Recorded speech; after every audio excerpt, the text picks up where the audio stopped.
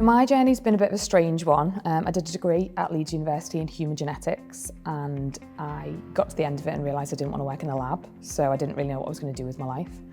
So I was at my friend's house for a barbecue and her dad said to me, "I think you'd be a really good quantity surveyor. Do you want to come and work for me?" So I did. I joined as a trainee in 2009, eight it was. And then I started my Masters at John Moores University part-time whilst I worked. When I started, I didn't really think about the fact that there weren't many women in construction. But when I came to university, it became quite apparent. There was about 3 girls on the whole course. Things have changed a lot now. I can already see from being back at John Moores that there's a lot more females here. And at my work, there's definitely a more even split within the company. I got offered a job with a consultancy in Liverpool, did my trainee years there, and then moved on to Dries and Summer, which used to be called AA Projects. When I was there, I've worked my way up from being a trainee up to an associate director, and now I'm divisional director. My job is to sort of represent the client in a design and build form of contract. My team works specifically on affordable housing for registered providers in the Northwest. So we have a good, strong team, and I lead that team out of the Manchester office. Now, it's the Manchester office, but it's not specifically a Manchester team, so we cover a lot of the Northwest and the Midlands from there.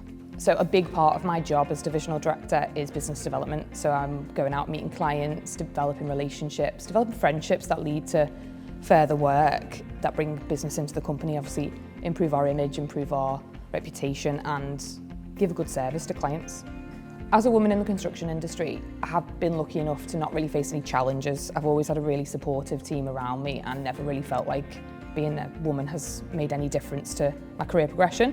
The only time I've struggled is when I had my kids, because I went off on maternity leave and personally I felt like I was stalling my progress for a year. And obviously I loved being off with my babies, but when I got back I really hit the ground running to try and get back into things and sort of prove I hadn't lost anything in a year. And to be honest, I didn't, because I got promoted quite soon after both maternity leaves, so I didn't actually lose anything. So I think it's really important for young women looking to work in construction to be able to see somebody who represents them. So whether that's a lecturer or a guest speaker or somebody in industry that they can say, well, I could do that job. I think it's really important to be able to see that. I think as well, for young people at university already doing it, there's a lot of sort of networking groups you can join, like Women in Property, for example, have a youth division where you can go along to events and it sort of helps you develop your networking skills, meet other like-minded women in construction. Not always women, there are men who attend the events as well, but supportive people who will help them find mentors and things like that. My advice to women looking at a career in construction would be just go for it, because there's so many opportunities, so many places to work and areas to grow. It's worth it.